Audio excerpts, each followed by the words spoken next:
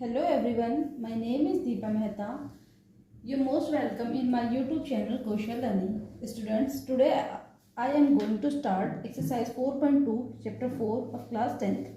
Students, in this exercise I will teach you how to solve quadratic equation by factorization method. ठीक है, let's move to the exercise. सबसे पहले इस exercise को start करने से पहले मैं आपको ये समझाने की कोशिश करूँगी कि एक्सरसाइज 4.2 4.1 से किस तरीके से अलग है। स्टूडेंट्स, 4.1 में आप लोगों ने ये पढ़ा था कि क्वाड्रेटिक इक्वेशन होती क्या है। ठीक है, उसमें आपने समझा था कि एक क्वाड्रेटिक इक्वेशन के स्टैंडर्ड फॉर्म जो होती है वो ax² + bx + c = 0 की फॉर्म में होती है, जहाँ पे a की वैल्यू कभी भी आपके 0 नहीं हो सकती। ठीक है, सिंपली आप ये कह सकते हो कि 4.1 में हमने इतना सीखा था कि हमारी एक इक्वेशन क्वाड्रेटिक इक्वेशन होगी या नहीं होगी। अब हम आते हैं 4.2 पे। 4.2 में आपको ये बताना है कि अगर आपको एक क्वाड्रेटिक इक्वेशन को सॉल्व करना है बाय फैक्टराइजेशन मेथड तो उसे किस तरीके से सॉल्व किया जा सकता है। आया बात समझ में कि 4.1 4.2 से किस तरीके से अलग है। ठीक है, ये तो बात हुई कॉन्सेप्चुअली। अब हम बात करते हैं कि क्वेश्चंस को टैकल किस तरीके से करना होता है या सॉल्व किस तरीके से करना होता है। चलो हम क्वेश्चन नंबर 1 के पार्ट 1 को सॉल्व करने की कोशिश करते हैं कि किस किस तरीके से इसे हैंडल किया जा सकता है। देखो, अगर हम अपने क्वेश्चन नंबर 1 के पार्ट 1 को देखें तो हमारा जो पार्ट 1 है वो है x² - 3x - 10 = 0। इस तरीके के क्वेश्चन को सॉल्व करने के लिए सबसे पहले आपको क्या करना होता है, जो bx वाला जो टर्म होता है उसको क्या करना होता है, स्प्लिट करना होता है। क्या करना होता है, स्प्लिट करना होता है। उसको स्प्लिट किस तरीके से करना होता है, सबसे पहले आपको अपना चेक करना होता है a वाली टर्म, उसके बाद आपको चेक करनी होती है c वाली टर्म, मतलब a की वैल्यू चेक करनी होती है और उसके बाद आपको अपनी c की वैल्यू चेक करनी होती है। ठीक है, उन दोनों का यूज करके मतलब आप उसमें प्लस करो माइनस करो, किसी भी तरीके से आपको क्या करना होता है, उसे ब्रेक करके आपको अपने मिडिल टर्म या फिर आप कह सकते हो कि आपको अपने bx वाले टर्म को लेके आना होता है। ठीक है, आई होप तुम लोगों को समझ में आ चुका होगा कि मैं क्या तुम्हें समझाने जा रही हूँ। चलो क्वेश्चन स्टार्ट करते हैं सबसे पहले कि कैसे कैसे करेंगे। ठीक है ना, चलो सबसे पहले मैंने यहाँ पे लिखा सॉल्यूशन में सबसे पहला काम हमें क्या करना है, हमें अपनी मिडिल टर्म को स्प्लिट करना है। तो हम उस चीज को लिखेंगे भी, हम क्या करने जा रहे हैं, तो बाय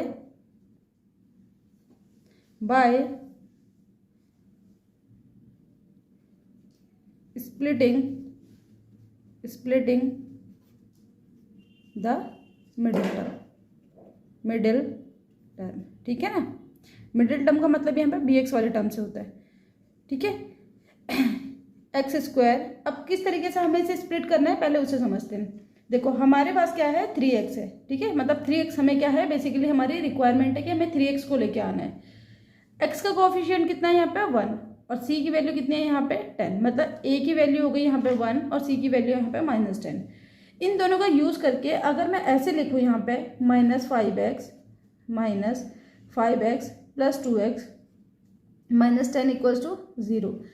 जब भी आप इस तरीके की इक्वेशन को आपको क्या करते हो, स्प्लिट करते हो, तो हमें क्या देखना होता है कि इन दोनों को मल्टीप्लाई करके आपकी a और c को जो मल्टीप्लाई करके आएगा सेम आना चाहिए। जैसे यहाँ पे a की वैल्यू 1 है और c की वैल्यू -10 है, तो इन दोनों को मल्टीप्लाई करके कितना आया, -10। तो आपका इन दोनों नंबर्स को मल्टीप्लाई करके कितना आना चाहिए, -10। ठीक है, तो -5 × 2 कितना होगा, -10। गुड। इसके बाद हमारा -5 + 2 इनको सॉल्व करेंगे तो कितना आना चाहिए, प्लस माइनस में आपकी मिडिल टर्म आ जानी चाहिए। ये भी आ रही है, मतलब हमारी दोनों कंडीशन क्या हो रही है, फुलफिल हो रही है। ठीक है, इसके बाद हम आगे चलते हैं कि कैसे करना होता है। आपको क्या करना है, इनमें से जो जो कॉमन आ सकता है उसे कॉमन लेना है। ठीक है, तो हमारे यहाँ पे x कॉमन आ जाएगा और यहाँ पे कितना बचेगा, ओनली x। यहाँ पे हमारा x कॉमन आके कितना बचेगा, 5। इसी तरीके से इस वाली टर्म में अगर हम देखें तो हमारा कितना आएगा, +2। उसके बाद यहाँ पे हम देखेंगे तो कितना आएगा हमारा x - 5 = 0। समझ में आए ये हमने कैसे करा ये वाला स्टेप।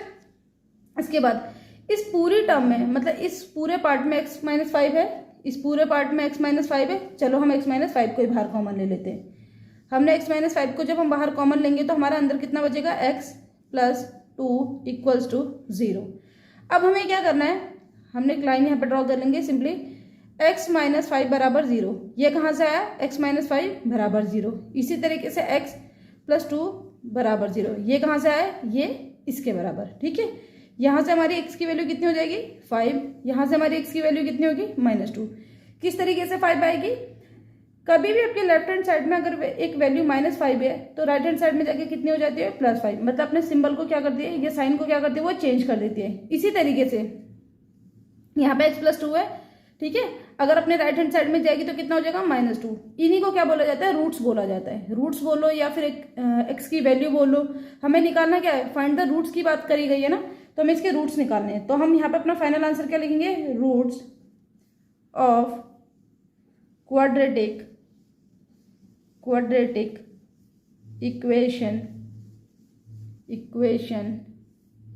अच्छा, क्वाड्रेटिक इक्वेशन हमें दी क्या हुई है, x² -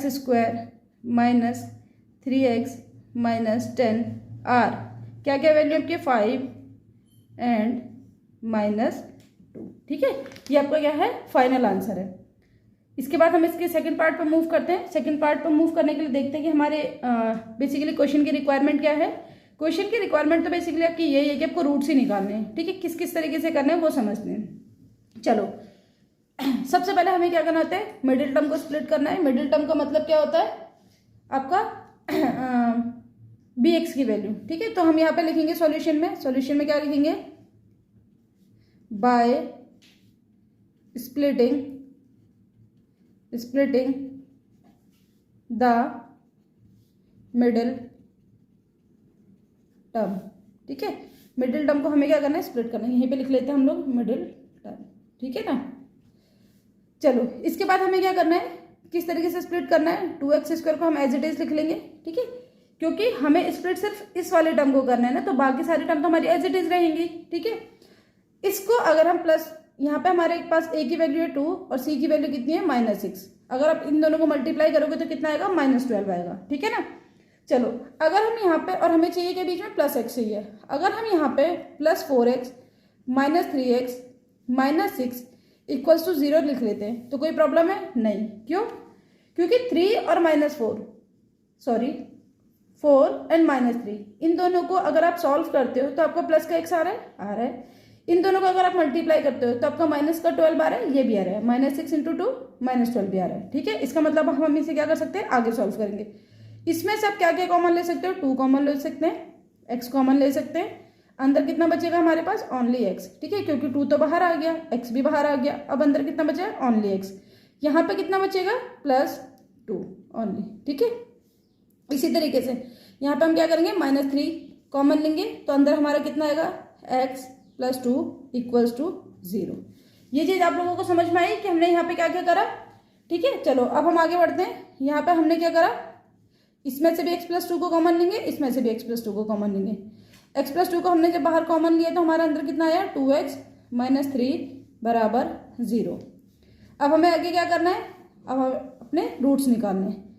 x+2 की वैल्यू भी 0 के बराबर होगी और 2x - 3 की वैल्यू भी 0 के बराबर होगी, ठीक है। यहाँ से x बराबर कितना होगा, -2, यहाँ से 2x बराबर कितना होगा, 3, और यहाँ से x की वैल्यू कितनी आएगी, 3/2। अब हमें क्या लिखना है, इसके रूट्स लिखने हैं, ठीक है। तो यहाँ पे रूट्स कहेंगे, रूट्स ऑफ क्वाड्रेटिक इक्वेशन हमारी है क्या, क्वाड्रेटिक इक्वेशन लिख लेते हैं, 2x² + x - 6r, क्या क्या वैल्यूज आई हमारी, -2 एंड 3/2। आई होप आप लोगों को समझ में आ चुका होगा कि हमारे क्वेश्चन नंबर 1 का पार्ट 2 किस तरीके से करना था, ठीक है। चलो, अब हम अपने पार्ट 3 में मूव करते हैं, उसको समझते हैं कि किस तरीके से हमें उसे सॉल्व करना है।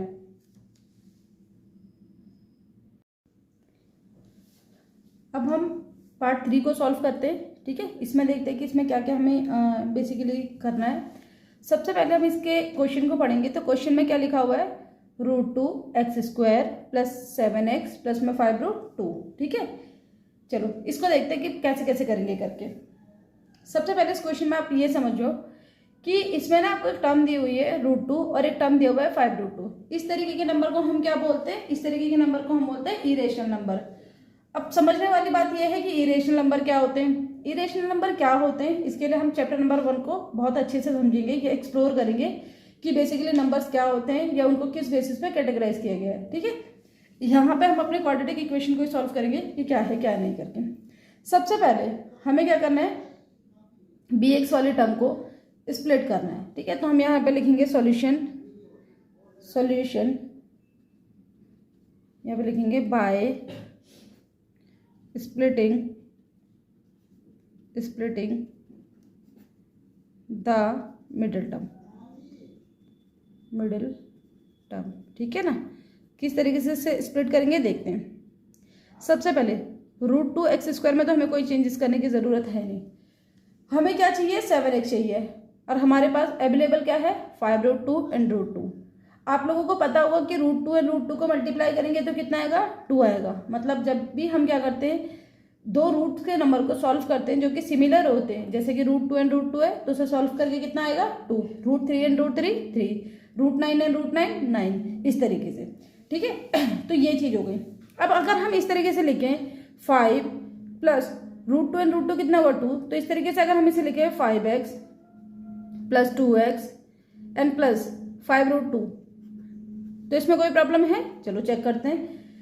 5 × 2 कितना हो जाएगा हमारा 10, एंड √2 एंड 5√2 इन दोनों को मल्टीप्लाई करके भी कितना आता है 10, तो इसका मतलब ठीक है, यहाँ पे तो कोई दिक्कत नहीं, हमारा 10 आ रहा है। 5 + 2 कितना आएगा 7x, ये भी हमारा बिल्कुल परफेक्ट है। इसका मतलब हमारा पूरा क्वेश्चन क्या है, बिल्कुल ठीक है। चलो आगे बढ़ते हैं।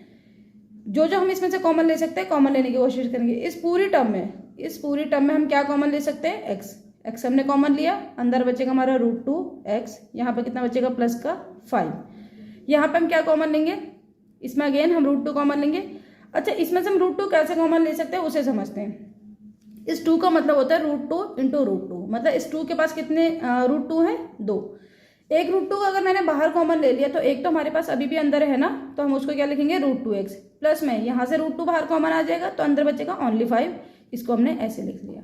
ठीक है, फिर √2x + 5 इसके पास भी है और इसके पास भी है, तो हम क्या करेंगे, इसको बाहर कॉमन ले लेंगे। √2x + 5 बाहर कॉमन ले लिया, अंदर इसके पास कितना बचा, ओनली x, इसके पास कितना बचा प्लस √2 बराबर 0। ठीक है, यहाँ पे अब हमें क्या निकालना है, इसके रूट्स निकालने हैं, तो √2x + 5 बराबर 0। यहाँ पे कितना बचेगा, x प्लस में √2 बराबर 0। यहाँ पे √2x बराबर कितना हो जाएगा -5। यहाँ पे x की वैल्यू कितनी आएगी, -√2। ठीक है, इतना आप लोगों को भी समझ में आता होगा ना कि कैसे हम लेफ्ट से राइट में नंबर्स को लेके जाते हैं तो हमारे क्या क्या चेंजेस होते हैं। ठीक है, ये हमने 7th और 8th क्लास में बहुत अच्छे से समझा होता है नंबर्स को। फिर इस तरीके से x की वैल्यू यहाँ पे कितनी आएगी, -5 अपॉन √2। ठीक है, ये तो हमारे पास क्या आ चुके हैं, रूट्स आ चुके हैं। अब हम क्या लिखेंगे यहाँ पे, रूट्स ऑफ क्वाड्रेटिक इक्वेशन। क्या है हमारी quadratic equation, √2x² + 7x + 5√2 r -5√2 and -√2। ठीक है, आई होप तुम लोगों को ये क्वेश्चन समझ में आ गया होगा।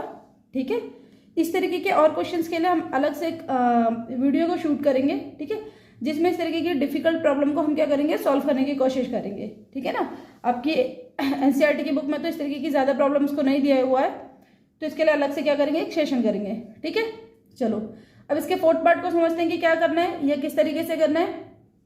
चलो अगर हम 4th पार्ट को देखें तो हमारा क्या लिखा हुआ है, 2x² - x प्लस में 1/8 = 0। अच्छा, हमें से काफ़ी सारे बच्चे ऐसे होते हैं जिनको डेसिमल से या फिर फ्रैक्शन से क्या होती है, प्रॉब्लम होती है। ठीक है, मतलब हमें क्या लगता है, उनको सॉल्व करना बिल्कुल भी पसंद नहीं होता। हम सोचते हैं कि यार इस तरीके से सॉल्व करेंगे तो कहीं आंसर गलत तो नहीं हो जाएगा। तो जब भी आपको इस तरीके से दिया हो तो आप क्या करोगे, उसको थोड़ी उसकी स्टैंडर्ड फॉर्म में लेके आओगे। स्टैंडर्ड फॉर्म में लाने का मतलब क्या है कि हम फ्रैक्शन को हटा देते हैं, या डेसिमल गिवन है तो डेसिमल को हटा देते हैं। ठीक है, इससे किस तरीके से हटाया जाएगा, अगर मैं पूरी इक्वेशन को 8 से मल्टीप्लाई कर दूं तो ये वाला नंबर जो है मेरा कितना बनेगा, 16x², ये कितना बनेगा -8x, और ये कितना बनेगा +8/8। तो 8 से 8 कैंसिल हो जाएगा, कितना बनेगा 1 = 0। ठीक है ना, तो देखते हैं इसको हमें क्या करना है। सबसे पहले इसे क्या करेंगे, थोड़ा स्टैंडर्ड फॉर्म में लाने की कोशिश करते हैं, और स्टैंडर्ड फॉर्म में लाने के लिए हम क्या करेंगे, पूरी इक्वेशन को मल्टीप्लाई करेंगे 8 से। ठीक है, तो हम यहाँ पे लिखेंगे सॉल्यूशन, और यहाँ पे लिखेंगे मल्टीप्लाई मल्टीप्लाई द इक्वेशन कितने से, 8 से। 8 से क्यों कर रहे हैं, क्योंकि हमारा यहाँ पे क्या है, डिनोमिनेटर 8 है। अगर 8 की जगह 11 होता तो 11 से करते, 7 होता तो 7 से करते। ठीक है, चलो जब हमने इसको 8 से मल्टीप्लाई करेंगे तो हमारी ये वाली टर्म कितनी बनेगी, 16x²। ये वाली टर्म कितनी बनेगी, -8x। और ये वाली टर्म बनेगी +1 = 0। अब ये हमारी जो इक्वेशन है ये कैसे फॉर्म में आ चुकी है, थोड़ी अपने स्टैंडर्ड फॉर्म में आ चुकी है। ठीक है ना। अब हम इस इक्वेशन को क्या करेंगे, आगे सॉल्व करेंगे। कैसे करेंगे, by splitting the middle term. ठीक है, तो यहाँ पे लिखेंगे by splitting the middle term. ठीक है, चलो आगे बढ़ते हैं। कैसे इसे स्प्लिट करेंगे देखते हैं। यहाँ पे लिखेंगे 16x²। ठीक है, 8x को हम इस तरीके से लिख सकते हैं -4x +1 = 0। अब समझते हैं कैसे। देखो 16 बन जाए कितना होता है, 16 -4 × -4 कितना होता है, 16। इसका मतलब ये फुलफिल है कंडीशन। -4 को अगर हम सॉल्व करेंगे तो -8 आ रहा है, इसका मतलब ये भी कंडीशन क्या है, अपनी फुलफिल है। चलो अच्छा, इस तरीके से कैसे पता चलता है कि यहाँ पे -4 या -4 ही आना है, तो इसमें क्या होता है, प्रैक्टिस। ठीक है ना।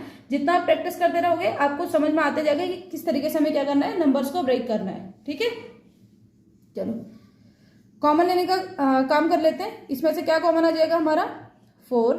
और क्या कॉमन आ सकता है, x। ठीक है, अंदर क्या बचेगा, 4 और क्या बचेगा, x, क्योंकि 4 4 जा 16 होता है और x × x कितना होता है, x² होता है।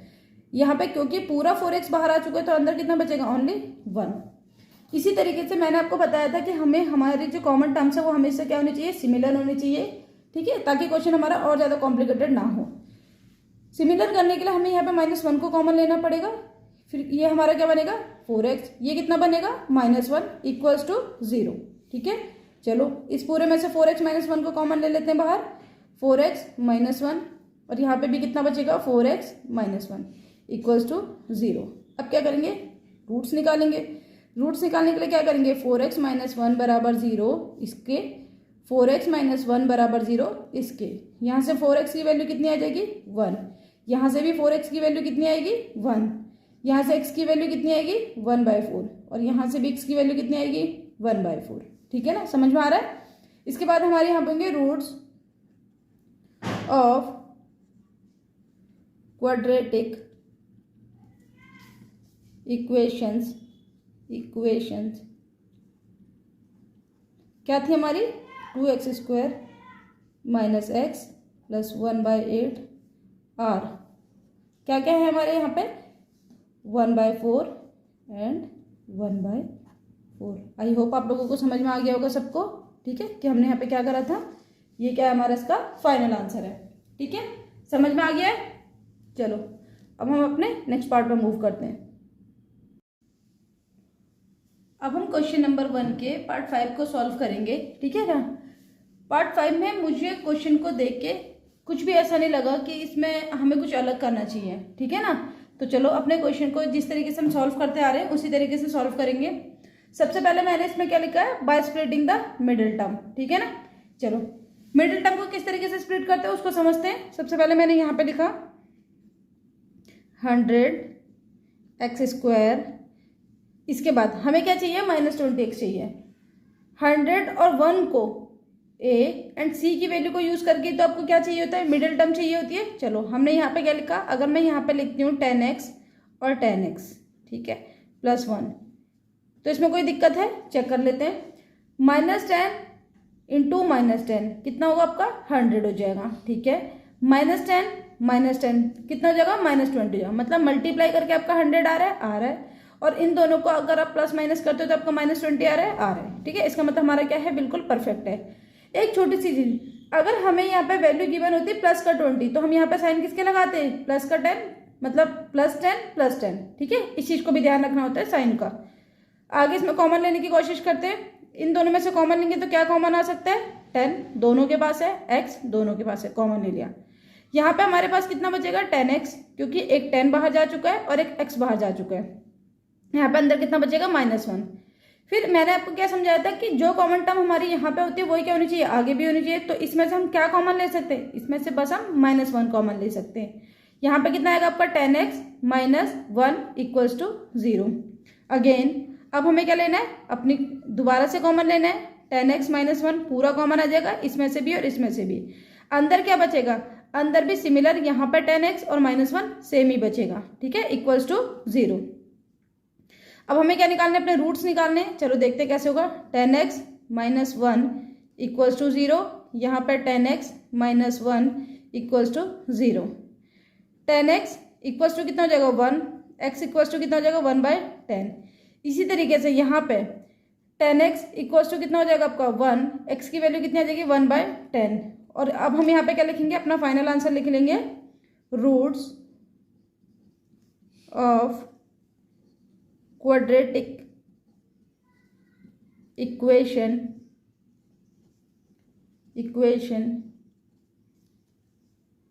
क्या है आपकी क्वाड्रेटिक इक्वेशन आपके पास, 100x² minus 20x plus 1 are 1/10 and 1/10, sorry 1/10, ठीक है, समझ में आ गया। यहाँ पे हमारे एक्सरसाइज 4.2 के क्वेश्चन नंबर 1 के सारे पार्ट्स, मतलब पांचों पार्ट्स क्या हो जाते हैं, खत्म हो जाते हैं, ठीक है। चलो अब हम अपने नेक्स्ट क्वेश्चन पे मूव करते हैं। नेक्स्ट क्वेश्चन में हमें क्या है, कुछ वर्ड प्रॉब्लम को सॉल्व करना है।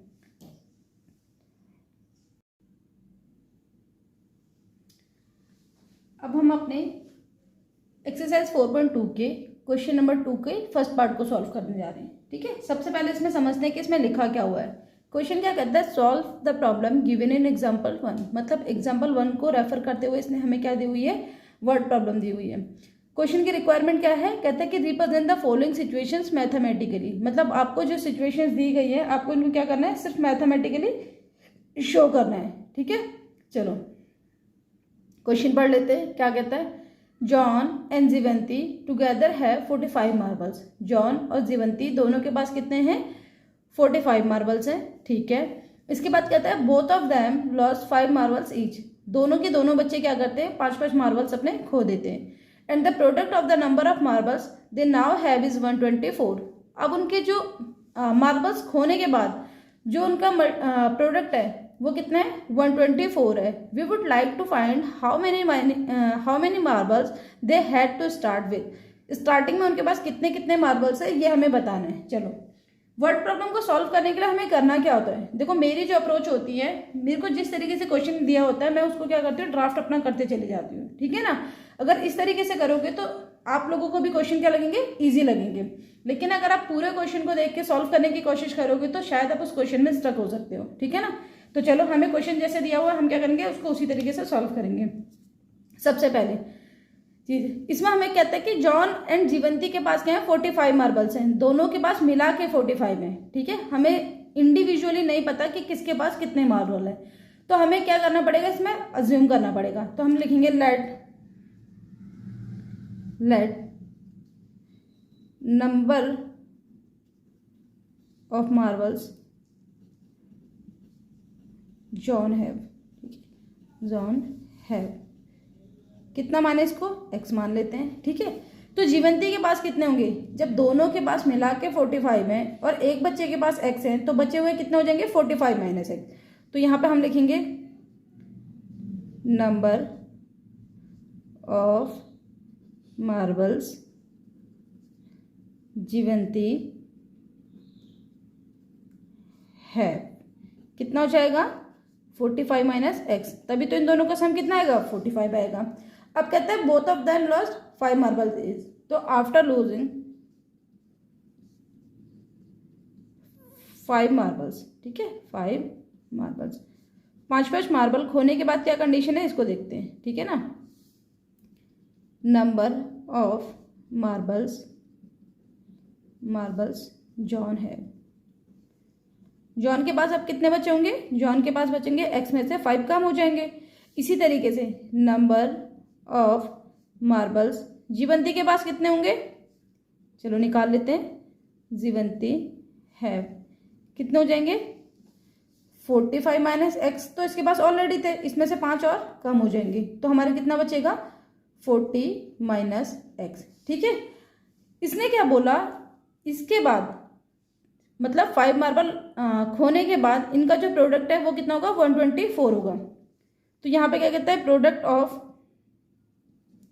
नंबर्स कितना हो जाएगा हमारा, नंबर्स कितना दिया हुआ है, 124। तो हम यहाँ पे लिखेंगे अकॉर्डिंग टू क्वेश्चन, जो भी हमें क्वेश्चन में दिया हुआ है।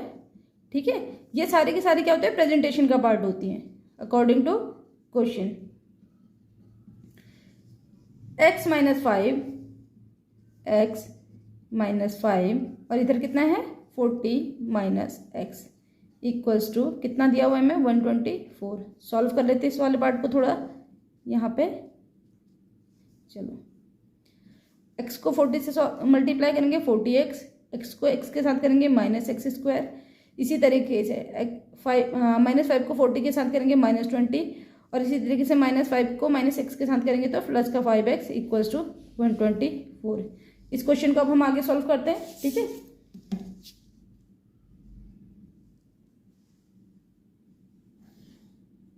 चलो आगे इस क्वेश्चन को हमने सॉल्व करा। यहाँ पे कितना होगा 40x प्लस 5x कितना होगा 45x। इसी तरीके से ये क्या रहेगा मेरा माइनस का एक्स स्क्वायर और ये कितना हो जाएगा हमारा 120 इधर आ जाएगा हमारा लेफ्ट हैंड साइड में। तो इस तरीके से हम इसको लिख लेंगे इक्वल्स टू 0। यहाँ पे कितना हो जाएगा हमारा 45x square minus x square minus 320 equals to 0। चलो एक काम करते हैं, हम अपने इस पूरी इक्वेशन में -1 को कॉमन ले लेते हैं। -1 को कॉमन लेने के पीछे लॉजिक क्या है, पहले मैं आप लोगों को वो समझा देती हूँ। ठीक है ना, अगर मेरी एक्स स्क्वायर वाले टर्म के साथ -1 रहेगा ना तो ये हमें क्या है थोड़ा परेशान करेगा हमारे आंसर को, बेसिकली क्वेश्चन को सॉल्व करने में। तो हम क्या करते हैं, इसमें से हमने -1 को कॉमन ले लिया। जब हम इसमें से -1 को बाहर कॉमन लेंगे तो कितना बन जाएगा हमारा एक्स स्क्वायर, ये कितना बनेगा माइनस का 45x और ये कितना हो जाएगा प्लस का 320 इक्वल्स टू 0। अब हम क्या करेंगे -1 को अपनी दूसरी तरफ लेके चले जाएंगे 0 से, मतलब 0 से क्या करेंगे डिवाइड कर देंगे। और अगर हम इसको 0 से डिवाइड करेंगे तब भी मेरा ये कितना रहेगा 0 ही रहेगा। तो फाइनली हम इसको ऐसे लिख सकते हैं x square minus 45x plus में 320 इक्वल्स टू 0। ठीक है ना, इसने बोला था कि इसे हमें क्या कैसे सॉल्व करना है मैथमेटिकली इसको सॉल्व करना है। चलो इस क्वाड्रेटिक इक्वेशन को सॉल्व करते हैं। यहाँ पे हमारा है एक्स स्क्वायर, ठीक है एक्स स्क्वायर। अब हमें 324 को इस तरीके से ब्रेक करना है कि मेरा कितना आ जाए 45 आ जाए। ठीक है, 325 के आप अगर फैक्टर करोगे, ठीक है, आप लोग क्या करना है एलसीएम लेना और एलसीएम से पेयरिंग करना। ठीक है, अगर आप 324 के पेयरिंग करते हो तो 36 एंड 9 इन दोनों को अगर आप मल्टीप्लाई करोगे तो आपका कितना आएगा 324 आएगा। इसका मतलब मैं यहाँ पे कितना लिख सकती हूँ 36x माइनस यहाँ पे कितना लिखा जा सकता है 9x प्लस में 324 ये। ठीक है, इसके बाद हम क्या करेंगे, इसमें से x को कॉमन लेंगे, यहाँ पे बचेगा x माइनस 36, यहाँ पे कितना बचेगा -9 को कॉमन ले लेंगे तो x minus 36 equals to 0। Again यहाँ से x माइनस 36 को कॉमन ले लेंगे, यहाँ पे बचेगा x माइनस 9 इक्वल्स टू 0। इसके बाद यहाँ से हम क्या करेंगे x की वैल्यूज निकालेंगे। x माइनस 36 बराबर 0 है और यहाँ पे x माइनस 9 बराबर 0 है। ठीक है, यहाँ से x की वैल्यू कितनी आ गई 36 और यहाँ से x की वैल्यू कितनी आ गई 9। अब इसके बाद हमें आगे क्या समझना है, यहाँ पे तो x की 2 वैल्यू निकल के आ चुकी हैं। ठीक है, अब हम कैसे समझे कि जॉन के पास कितने मार्बल है या फिर जीवंती के पास कितने मार्बल है, और दोनों ही वैल्यू क्या है पॉजिटिव है। अगर नेगेटिव वैल्यू होती, ठीक है, तो हम इसको डिसाइड कर सकते थे कि जॉन के पास कितने मार्बल हैं। ठीक है, लेकिन दोनों पॉजिटिव हैं तो हम इस क्वेश्चन को क्या करेंगे आगे, इसमें क्या हम बनेंगे हमारे 2 केसेस बनेंगे। केसेस किस तरीके से बनेंगे उसको मैं तुम्हें आगे समझा देती हूँ। ठीक है, इस पेज को मूव कर लेते हैं हम लोग इस तरीके से। ठीक है, हमने क्या करा इस पेज को मूव कर लिया। ठीक है, या हम एक काम करते हैं प्लेन पेपर को ले लेते हैं। एक सेकंड गाइज,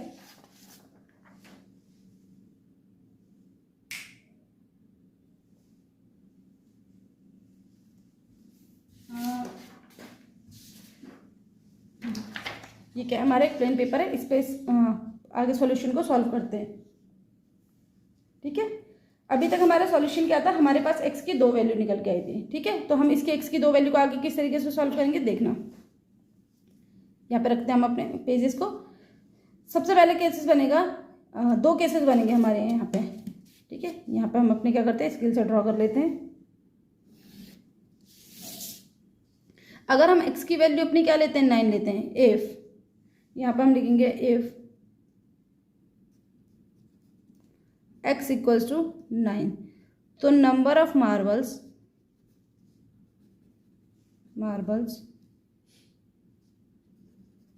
विद जॉन कितने हो जाएंगे, 9, क्योंकि हमने x की वैल्यू कितनी मानी थी, 9। और नंबर ऑफ मार्बल्स जीवंती के पास कितने हो जाएंगे,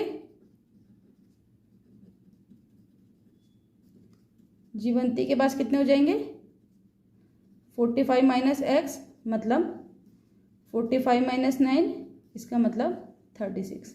ठीक है, इसकी दूसरी कंडीशन हमारी क्या बनेगी, हमारी x की वैल्यू 36 भी तो हो सकती थी। अगर 36 होगी, इफ x इक्वल्स टू 36 होगी, तो नंबर ऑफ मार्बल्स जॉन के पास कितने होंगे, number of marbles with John कितने हो जाएंगे, 36, क्योंकि हमने उसी को x एज्यूम करा था।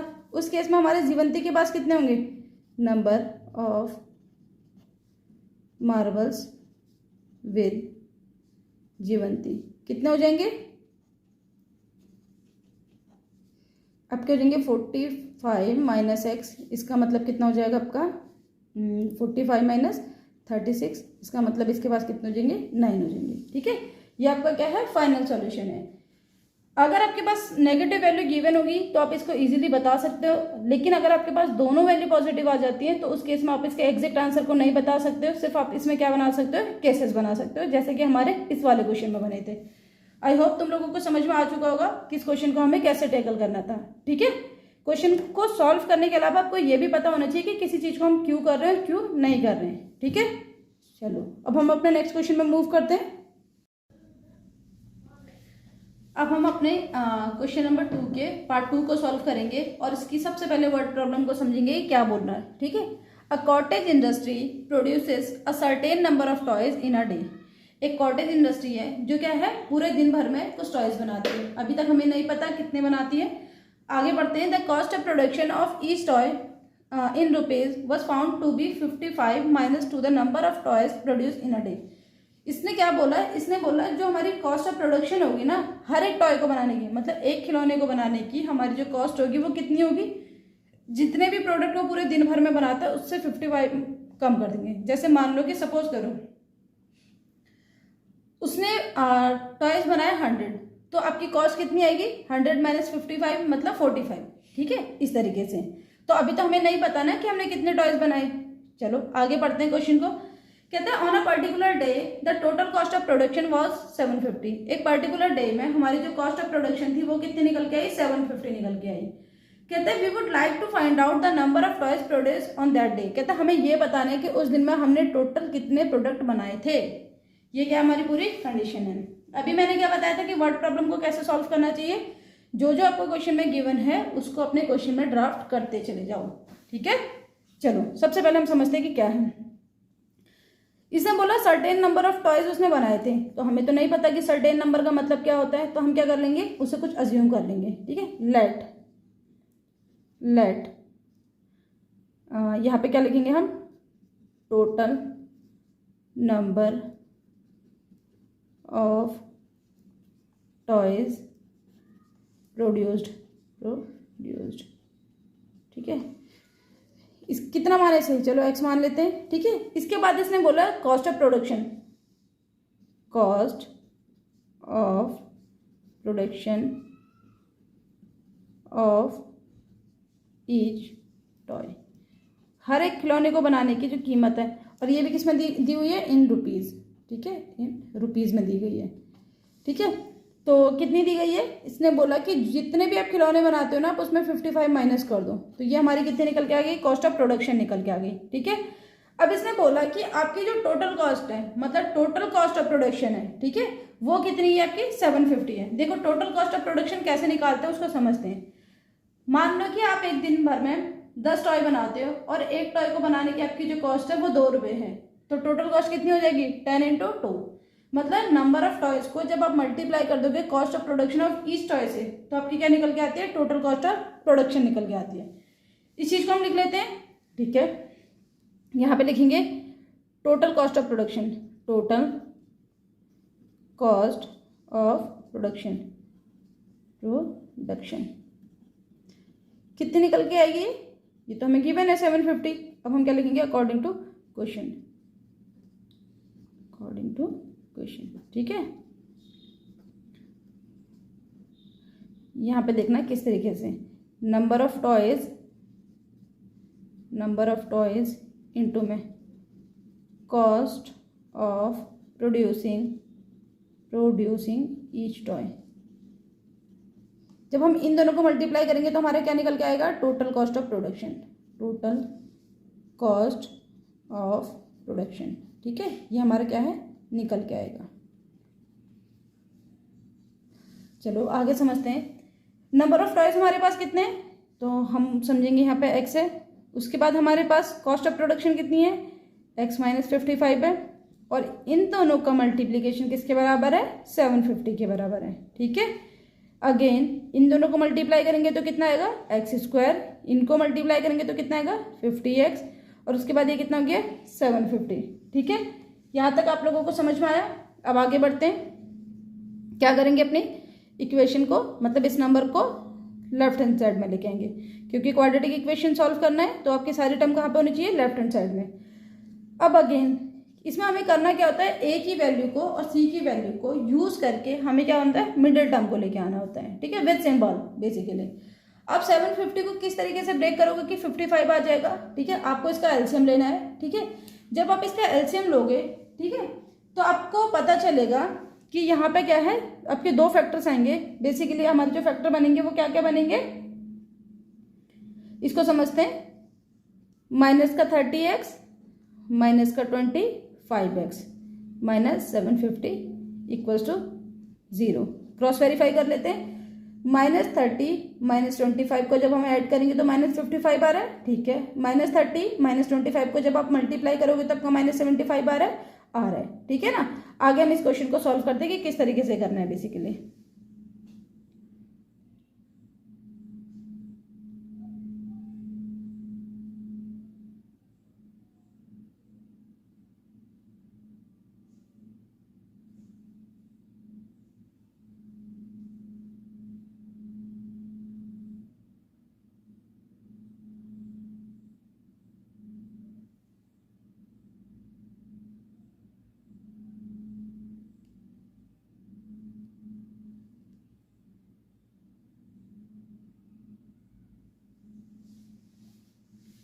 गलत हो गया यार।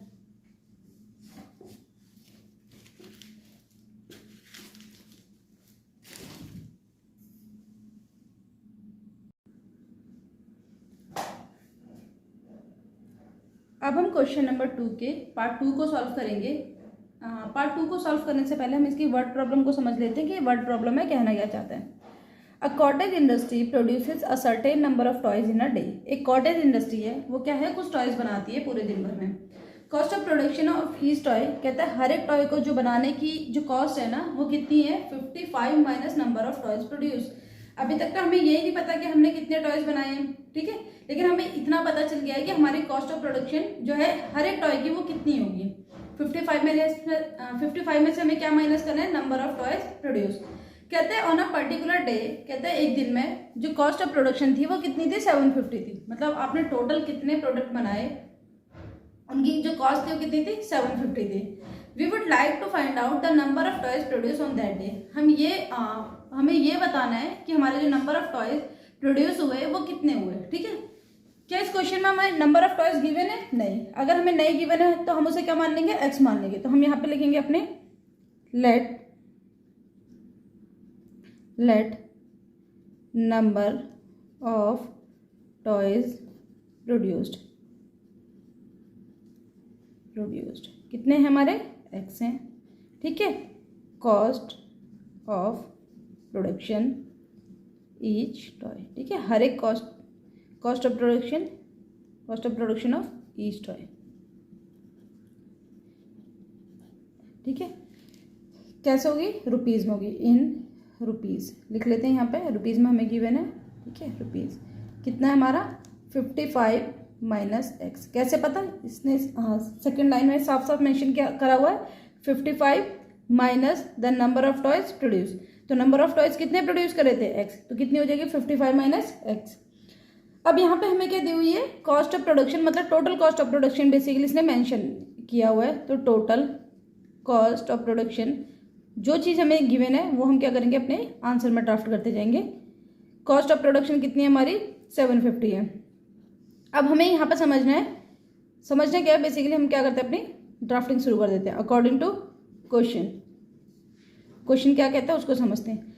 अच्छा, मान लो हमें ये बताने की टोटल कॉस्ट ऑफ प्रोडक्शन निकालते कैसे हैं, तो हम क्या करेंगे? सपोज करो आपने एक पूरे दिन भर में 10 टॉय बनाए और हर एक टॉय को बनाने की जो कॉस्ट है वो आपकी 2 रुपये है, तो टोटल कॉस्ट कितनी आएगी? 20। इसका मतलब अगर हम नंबर ऑफ टॉयज को मल्टीप्लाई कर देते हैं कॉस्ट पर यूनिट के साथ, तो हमारी क्या निकल के आती है? टोटल कॉस्ट ऑफ प्रोडक्शन निकल के आती है। इस चीज को हम लिख लेते हैं एक बार। अब यहाँ पे क्या लिखोगे?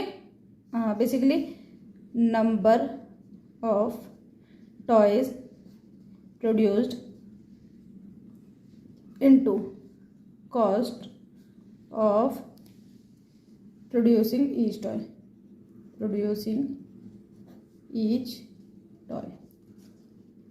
ठीक है, बराबर कितनी होगी? ये total cost of production,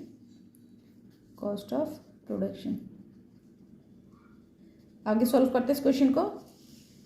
number of toys कितने हैं? एक्स है। कॉस्ट कितनी है? 55 माइनस एक्स है। अगेन ये कितना हो जाएगा हमारा? 750 हो जाएगा। सॉल्व कर लेते हैं। 55x माइनस एक्स स्क्वायर, 750 को इधर लेके आएंगे तो हमारा कितना होगा? माइनस 750। एक काम करते हैं, प्रीवियस क्वेश्चंस की तरह यहाँ से -1 को कॉमन लेंगे तो ये कितना बनेगा? X square. ये 55x क्या बनेगा? माइनस का 55x, और ये कितना बनेगा हमारा? प्लस का 750 इक्वल्स टू 0।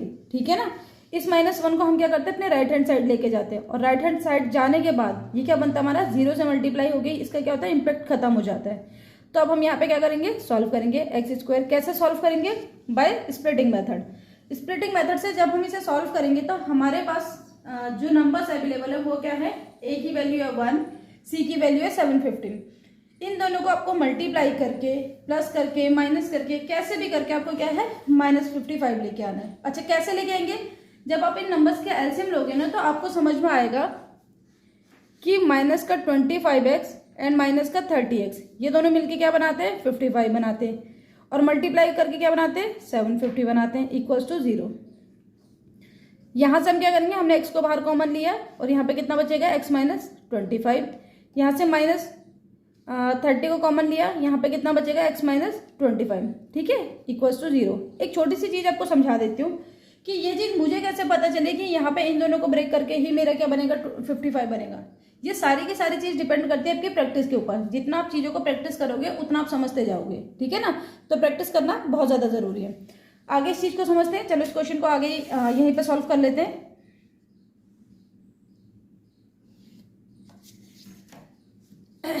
यहाँ पे हमने क्या करा? अपने x माइनस 25 को बाहर कॉमन ले लिया इस तरीके से,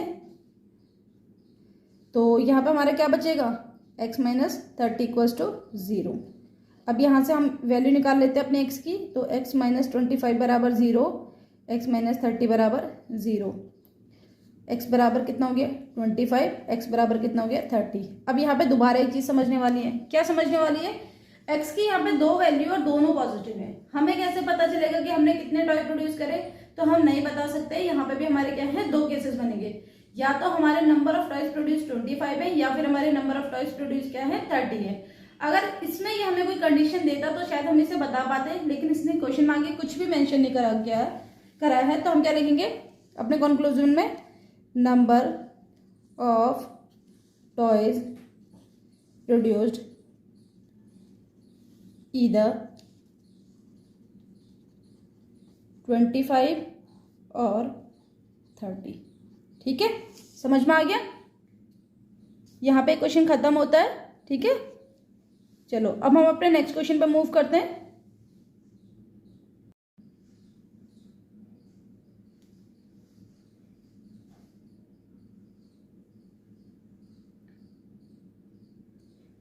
अब हम अपने क्वेश्चन नंबर 3 की तरफ चलते हैं। क्वेश्चन नंबर 3 में क्या कहता है? बहुत सिंपल सा एक आपको वर्ड प्रॉब्लम दिया हुआ है, कहते हैं find two numbers whose sum is 27 and product is 182। इसमें हमें इसमें क्या दी हुई है, दो कंडीशन दी हुई है। आपको एक मतलब दो ऐसे नंबर बताने हैं जिनको अगर आप ऐड करते हो तो 27 आ जाए, और अगर आप उनको मल्टीप्लाई करते हो तो कितना आ जाए, 182 आ जाए। तो इसमें तो बेसिकली ज्यादा कुछ समझाने के लिए है नहीं, तो चलो हम अपने क्वेश्चन को सीधा स्टार्ट करते हैं। सबसे पहले कितने नंबर्स की बात करी गई है, 2 नंबर्स की। तो दोनों नंबर्स को हमें क्या करना पड़ेगा, अज्यूम करना पड़ेगा, क्योंकि दोनों नंबर हमें बताए नहीं गए कि कितने, बट उनके बीच में रिलेशन बताया गया है। ठीक है, तो सबसे पहले हम यहाँ पे करते हैं let first number equals to x. तो सेकंड कितना हो जाएगा, सेकंड नंबर इक्वल्स टू कितना हो जाएगा, यहाँ पे कितना होगा 27 माइनस एक्स। यहाँ पे एक छोटी सी ना कंफ्यूजन को क्लियर कर देती हूँ।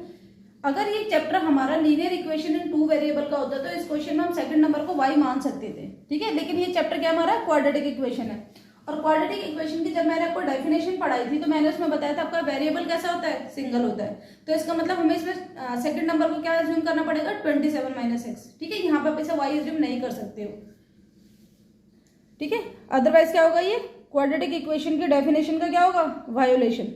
ठीक है, ये हो गया सेकंड नंबर हो गया आपका एक्स। अब इसने बोला सम ऑफ नंबर कितना है 27, जो जो चीज़ हमें गिवन है हम उसको लिखते जाएंगे। सम ऑफ नंबर है 27, उसके बाद प्रोडक्ट ऑफ नंबर कितना है, प्रोडक्ट ऑफ नंबर कितना है आपका 182। ठीक है, चलो आगे बढ़ते हैं अकॉर्डिंग टू क्वेश्चन। जैसे जैसे क्वेश्चन में दिया हुआ है वैसे वैसे करते जाएंगे अकॉर्डिंग टू क्वेश्चन। इन दोनों को मल्टीप्लाई करके 182 आएगा। ये इसने बोला x into 27 minus x equals to 182। Solve कर लेते हैं, कितना आएगा यहाँ पे 27x,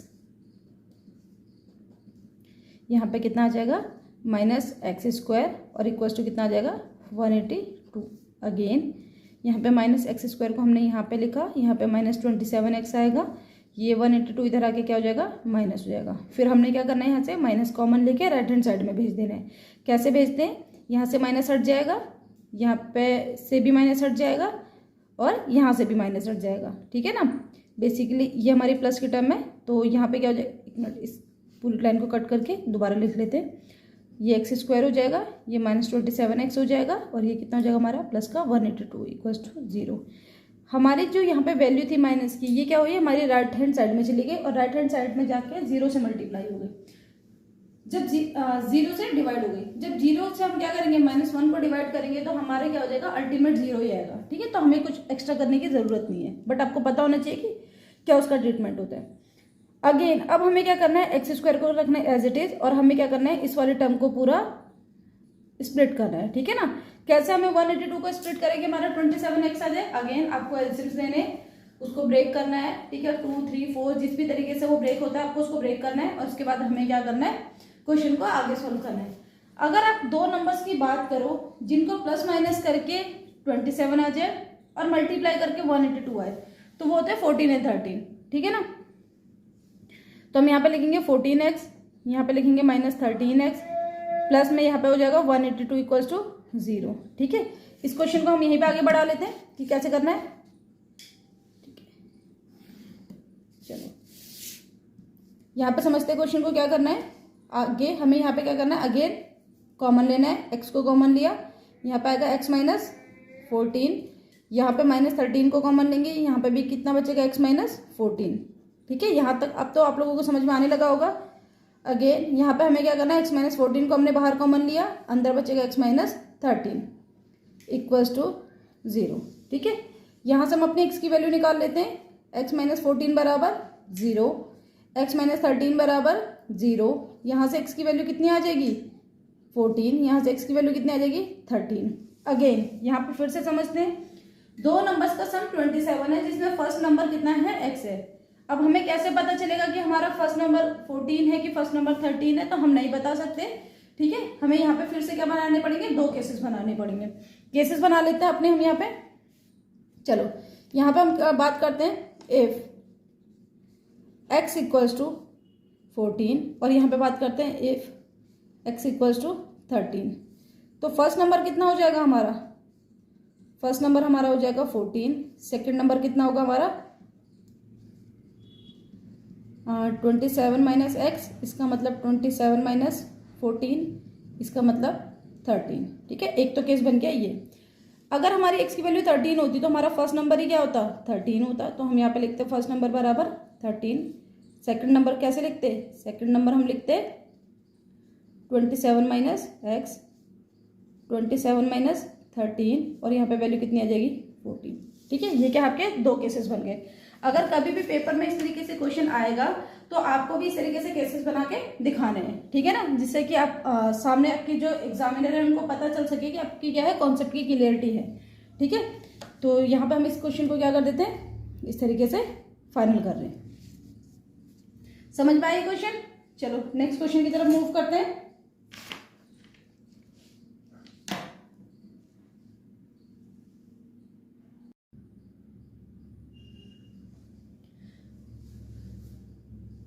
अब हम अपने क्वेश्चन नंबर 4 को सॉल्व करेंगे। ठीक है, क्वेश्चन नंबर 4 में क्या कहता है, find two conjugative positive integer sum whose square is 365। ठीक है, क्वेश्चन में जिस तरीके से कंडीशन कहेगा उसी तरीके से कंडीशन आपको भी क्या है लगानी है। इसने बोला कि दो कॉन्जुगेटिव पॉजिटिव इंटीजर, सबसे पहले कॉन्जुगेटिव का मतलब होता है लगाता है। ठीक है, जैसे मान लो कि दो कॉन्जुगेटिव इंटीजर्स की बात अगर हम करें पॉजिटिव, तो ऐसा होगा अगर एक वैल्यू हमारी 7 है तो दूसरी 8 होगी, अगर एक 9 है तो दूसरी 10 होगी, एक 13 है तो दूसरी 14 होगी, इस तरीके से। ठीक है ना, और इसने बोला कि sum of whose square is 365। अगर हम उन दोनों के स्क्वायर्स का सम करें तो 365 होगा। क्वेश्चन को करें स्टार्ट, किस तरीके से बोल रहे हैं। सबसे पहले इसने बोला दो कॉन्जुगेटिव पॉजिटिव इंटीजर, क्या हमें पता है वो क्या है, नहीं, तो हम क्या करेंगे उनको अज्यूम करेंगे। तो लेट फर्स्ट पॉजिटिव इंटीजर कितना है हमारे पास, मान लेते कि a मान लेते इस बार। ठीक है ना, तो सेकंड कितना हो जाएगा, सेकंड पॉजिटिव इंटीजर कितना हो जाएगा हमारे पास, इस a प्लस 1 हो जाएगा। ठीक है, इतना बोला। आगे इसने बोला कि sum of squares, sum of squares किसका, इन पॉजिटिव इंटीजर्स का, कितना दिया हुआ हमें 365। अब क्या करेंगे हम अकॉर्डिंग टू क्वेश्चन, क्या बोलेंगे अकॉर्डिंग टू क्वेश्चन, कैसे सॉल्व करना है देखते हैं। अकॉर्डिंग टू क्वेश्चंस, इसने क्या बोला, अगर हम a का स्क्वायर निकालें प्लस a प्लस 1 का होल स्क्वायर निकालें तो ये 365 के बराबर होगा। ये इसने हमें ऐसा बोला हुआ है। सॉल्व कर लेते हैं। आप लोगों को मैंने प्रीवियस एक्सरसाइज में इस वाली आइडेंटिटी को सॉल्व करना सिखाया था कि किस तरीके से इसको सॉल्व करते हैं। ये क्या होगा a स्क्वायर, ये होगा हमारा a स्क्वायर प्लस 1 का square 1 plus 2 into a b का मतलब होता है 2 इंटू ए इंटू 1, तो ये कितना हो जाएगा 2a। ठीक है, और -365 को भी इधर ले आते हैं equals to 0। a square plus a square मिलकर कितना बनाएगा 2a स्क्वायर। ठीक है, प्लस में 2a यहाँ पे लिखेंगे। इस जब मैंने तुम्हें प्रीवियस एक्सरसाइज को सॉल्व करवाया था तो मैंने तुम्हें एक चीज़ इसमें क्या समझाई थी कि बेसिकली जब हम अपने पावर्स को सेट करते हैं तो हमें क्या करना होता है, क्रोनोलॉजी को फॉलो करना होता है। क्रोनोलॉजी हमेशा पावर्स को एडजस्ट करते समय कैसी होनी चाहिए, आपकी डिसेंडिंग ऑर्डर में होनी चाहिए। ठीक है, जैसे यहाँ पे कितनी है 2 है, फिर 1 है, फिर 0 होगी। ठीक है, 365 माइनस का 1 प्लस का, यहाँ पे कितना आएगा माइनस का 364। प्लस माइनस के ऑपरेशन आप लोगों को आते होंगे। ठीक है, फिर हमने क्या करना है, यहाँ से 2 कॉमन लिया, यहाँ पे बचेगा a स्क्वायर प्लस में यहाँ पे भी बचेगा a माइनस यहाँ पे बचेगा 182 इक्वल्स टू 0। इस 2 को यहाँ पे डिवाइड में लेके आएंगे तो अल्टीमेट टर्म आएगी हमारी a square plus a minus 182 equals to 0। यहाँ पे कोई चेंजेस क्यों नहीं हुए, क्योंकि अगर 0 के अपॉन में 2 जाएगा तो अल्टीमेट भी तुम्हारा क्या बनना है, 0 ही बनना है। ठीक है, इसको सॉल्व कर लेते हैं। चलो कैसे सॉल्व करेंगे, कोई एक ऐसा नंबर जिसको आप प्लस माइनस मतलब करो तो आपका 1 आ जाए, और अगर आप उनको मल्टीप्लाई करो तो आपका कितना आ जाए -182 आ जाए। अभी हमने प्रीवियस क्वेश्चन में सेम इक्वेशन को सॉल्व करा था। ठीक है, किस तरीके से देखते हैं, देखो अगर मैं 14a मैं से माइनस करूँ 13a तो मेरा a आएगा, और अगर मैं इनको मल्टीप्लाई करूँगी तो मेरा 182 आएगा। ठीक है, ये चीज़ तुम लोगों को समझ में आई। चलो इस क्वेश्चन का हम क्या करते हैं, रिमेनिंग पोर्शन को आगे सॉल्व कर लेते हैं। कैसे करना है, यहाँ पे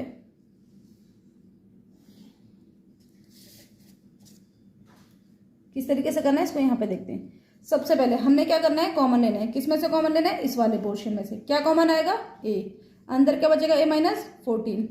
यहाँ पे कितना कॉमन ले लेंगे, माइनस का 13, अंदर कितना बचेगा a माइनस 14, यहाँ पर प्लस का 14 आएगा, सॉरी प्लस का 14 इक्वल्स टू 0। अगेन आप क्या करोगे, a प्लस 14 को बाहर कॉमन ले लोगे।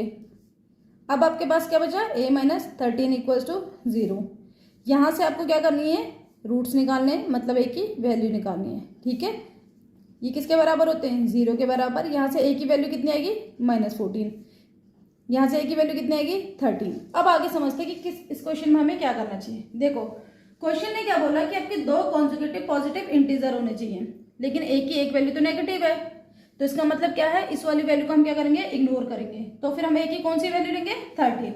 ठीक है, तो यहाँ पे हम लिखेंगे एज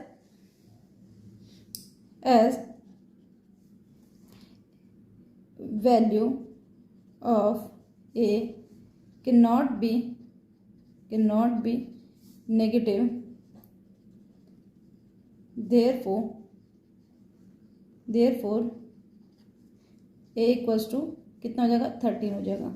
ठीक है, तो यहाँ से हम अपना फर्स्ट पॉजिटिव इंटीजर बता देंगे कितना है, फर्स्ट पॉजिटिव इंटीजर हमारा कितना हो जाएगा, a मतलब 13। सेकंड कितना हो जाएगा, पॉजिटिव इंटीजर कितना हो जाएगा हमारा, कितना था हमारा a प्लस 1 मतलब 13 प्लस 1, इसका मतलब कितना हो जाएगा हमारा 14। ठीक है, आई होप आप लोगों को क्वेश्चन समझ में आ गया होगा। ठीक है, अब हम अपने क्या करेंगे, क्वेश्चन नंबर 5 को सॉल्व करेंगे कि क्वेश्चन नंबर 5 हमारा किस तरीके से सॉल्व होगा। ठीक है, इस क्वेश्चन को आप लोग नोट डाउन कर लेना।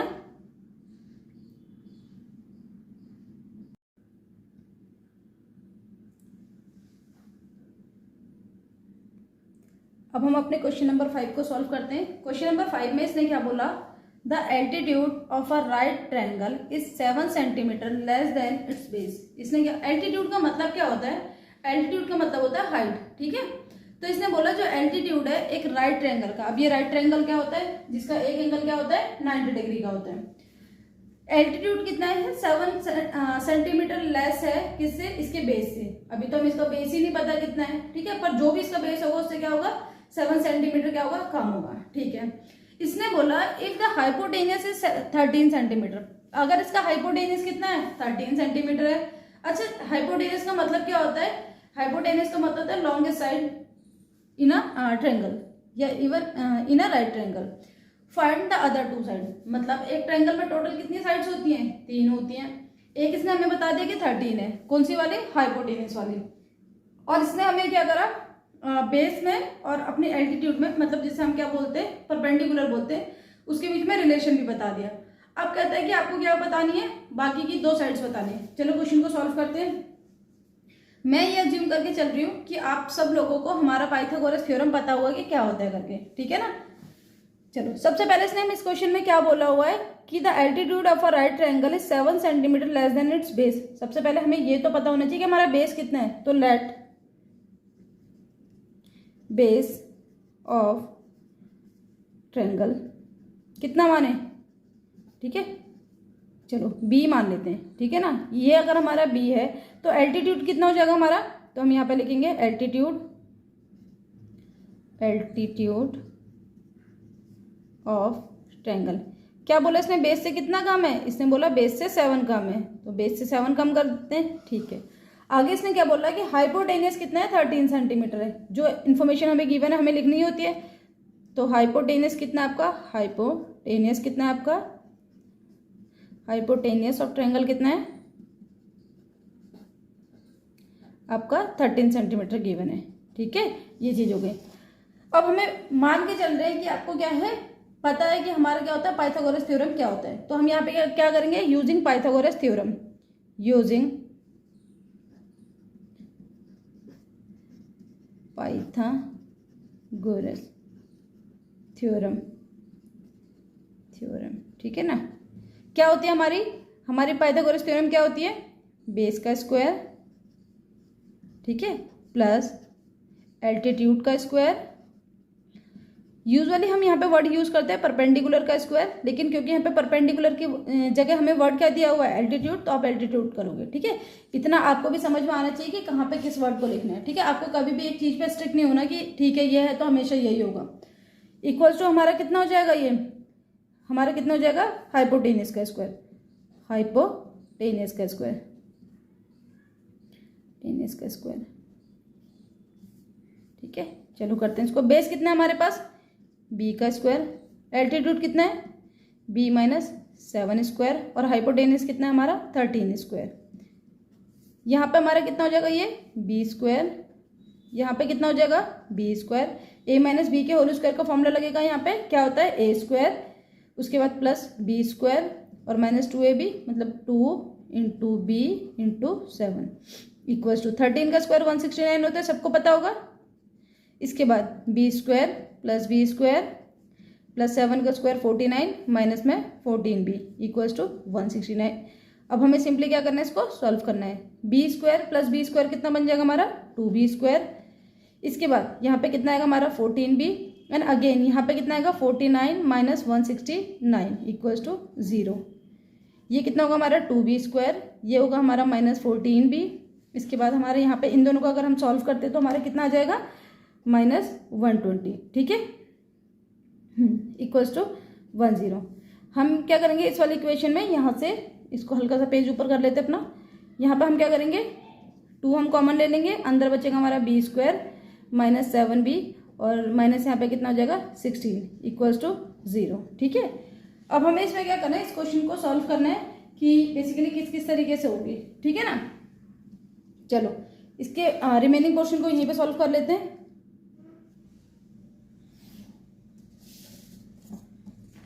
सबसे पहले मैंने आपको बताया था कि आपका जो 2 है अगर आपकी राइट हैंड साइड में भी जाता है तो वो 0 के साथ डिवाइड होके फाइनल आपकी इक्वेशन पर कोई इम्पैक्ट नहीं डालेगा। तो हम इसको ऐसे लिख सकते हैं b square minus 7b minus 60 equals to 0। फिर आपको क्या करना है? अगेन एलसीएम लेना है और आपको क्या करना है? अपने मिड टर्म को लेके आना है, मतलब कैसे भी आपको प्लस माइनस किसी भी तरीके से।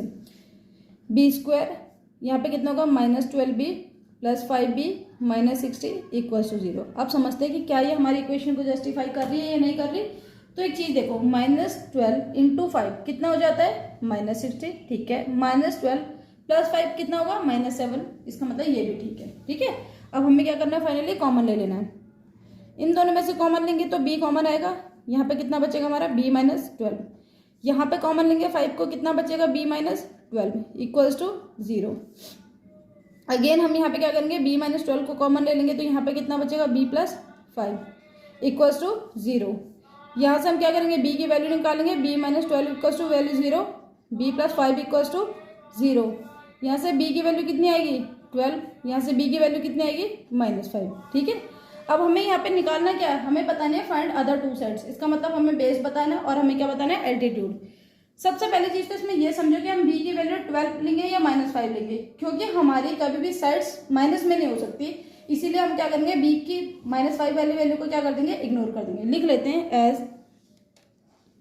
Sides can not be negative, therefore b कितना हो जाएगा हमारा? 12। अब हम अपना बेस और अपना एल्टीट्यूड निकाल लेते हैं। यहाँ पे क्या लिखेंगे हम? बेस ऑफ ट्रायंगल कितना माना था हमने? b माना था, तो कितना हो जाएगा हमारा? b। इसका मतलब 12 सेंटीमीटर हो जाएगा, ठीक है।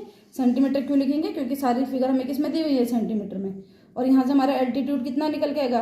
एल्टीट्यूड ऑफ ट्रायंगल कितना है हमारे पास यहाँ पे? b माइनस कितना है ये आपका 7, तो हम यहाँ पे कर लेंगे अपना 12 माइनस 7, इसका मतलब 5 सेंटीमीटर, ठीक है। यहाँ पे आप लोगों का ये क्वेश्चन खत्म हो जाता है, ठीक है। अब इस क्वेश्चन को अच्छे से नोट डाउन कर लेना। अगर कोई प्रॉब्लम होगी तो आप इसे कमेंट सेक्शन में बता सकते हो कि आपको कहाँ पे इसमें डिफिकल्टी आई, ठीक है। चलो अब हम अपने नेक्स्ट क्वेश्चन पे मूव करते हैं।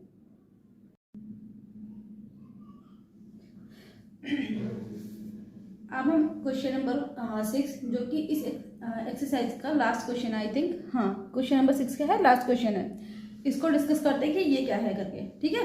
पहले इसकी वर्ड प्रॉब्लम को हम क्या करते हैं, पूरा पढ़ लेते हैं, समझ लेते हैं। A cottage industry produces a certain number of pottery articles in a day, ठीक है। एक कॉटेज इंडस्ट्री है, वो क्या करती है, कुछ पोट्री आर्टिकल्स बनाती है हर एक दिन में, ठीक है। पोट्री आर्टिकल्स का मतलब क्या होता है, मिट्टी के बर्तन बेसिकली, ठीक है। कुछ मिट्टी के वो क्या करते हैं, बर्तन बनाते हैं। कितने बनाते हैं अभी हमें नहीं पता। कहते हैं it was observe on a particular day that the cost of production of each article was 3 more than twice the number of article produce on that day.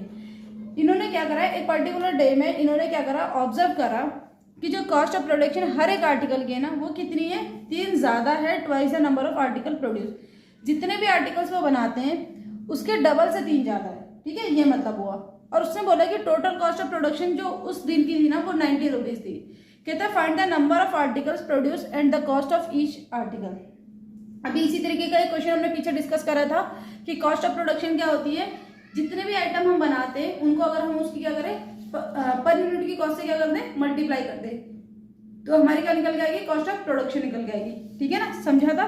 चलो अब हम इस क्वेश्चन को अपना सॉल्व करना शुरू करते हैं। सबसे पहले इस क्वेश्चन में इसने क्या बोला, सबसे पहले a cottage industry produces a certain number of poultry articles in a day. हमें पता है कितने बनाए उसने, नहीं, तो हम क्या करेंगे, इसको अज्यूम कर लेंगे। तो यहां पर हम लिखेंगे नंबर ऑफ आर्टिकल्स प्रोड्यूस्ड, ठीक है। कितना हो जाएगा हमारा, हमें नहीं पता, तो एक काम कर लेते हैं, इसको हम x मान लेते हैं, x मान लिया, ठीक है।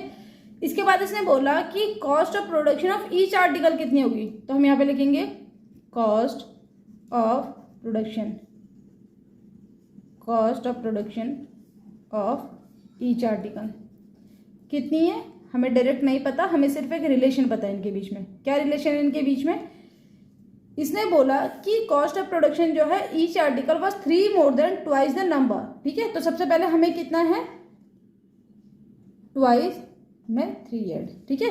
जितने भी आर्टिकल बनाए उसका ट्वाइस और उसमें 3 ऐड कर दिया, ठीक है। फिर इसने बोला टोटल कॉस्ट ऑफ प्रोडक्शन उस दिन की कितनी थी, तो टोटल कॉस्ट ऑफ प्रोडक्शन कितनी है हमारी, यहाँ पे 90 गिवन है, ठीक है। अब हम यहाँ पे क्या करेंगे, अकॉर्डिंग टू क्वेश्चन, जैसे जैसे हमारी कंडीशन बोली गई है हम कर देंगे अकॉर्डिंग टू क्वेश्चन।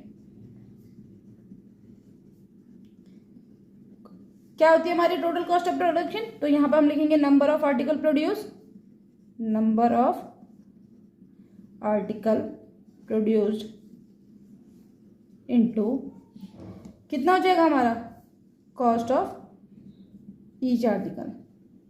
और ये चीज किसके बराबर हो जाएगी हमारी, आर्टिकल, ये चीज हमारी किसके बराबर हो जाएगी, टोटल कॉस्ट ऑफ प्रोडक्शन के बराबर, टोटल कॉस्ट ऑफ प्रोडक्शन के बराबर, ठीक है, इस तरीके से।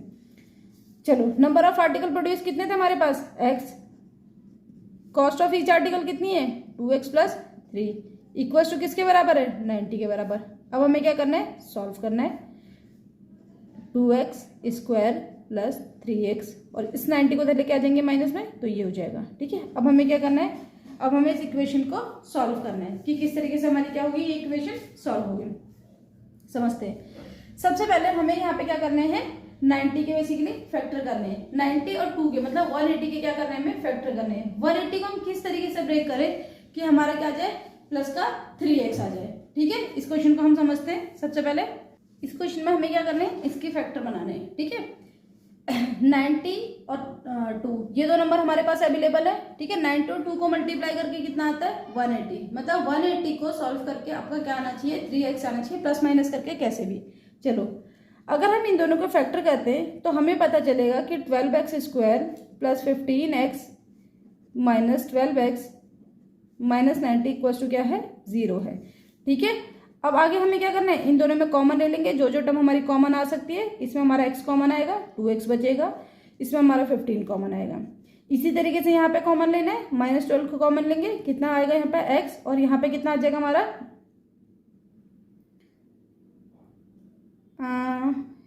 एक्चुअली में हम इसमें 6 कॉमन ले सकते हैं, ठीक है, क्योंकि इसमें हमारे पास 12 है नहीं, तो हम यहाँ पे क्या करेंगे, 6 कॉमन ले लेंगे, ठीक है।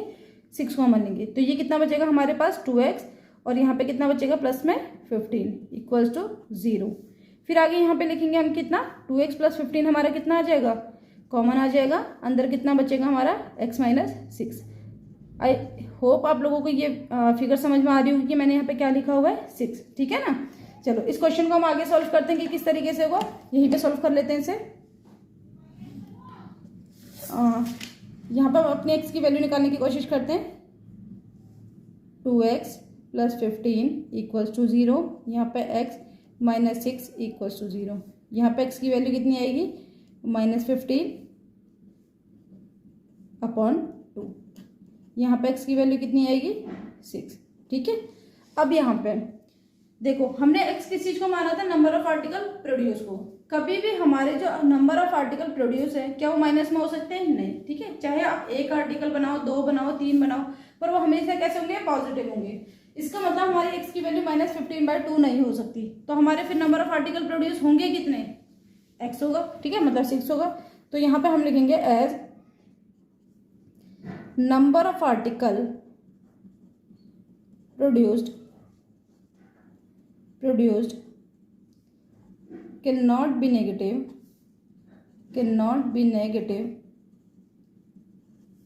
therefore x इक्वल्स टू 6, ठीक है। यहाँ से हमें अच्छा क्वेश्चन में हमसे बोला क्या, find the number of article produce, तो निकाल लेते हैं। यहाँ पे हम लिख लेते हैं अपना number of article produced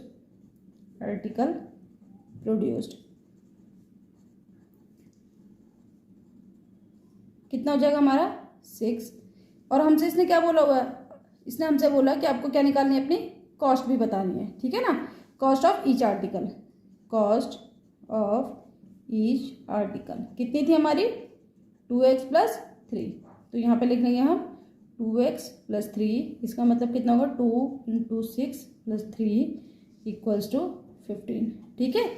I hope आप लोगों को ये एक्सरसाइज समझ में आ गई होगी, ठीक है। अगर किसी भी तरीके की कंफ्यूजन हो तो प्लीज़ कमेंट सेक्शन में बता देना कि आपको कहाँ पे दिक्कत आ रही है क्वेश्चन को समझने के लिए, ठीक है। Okay, bye bye.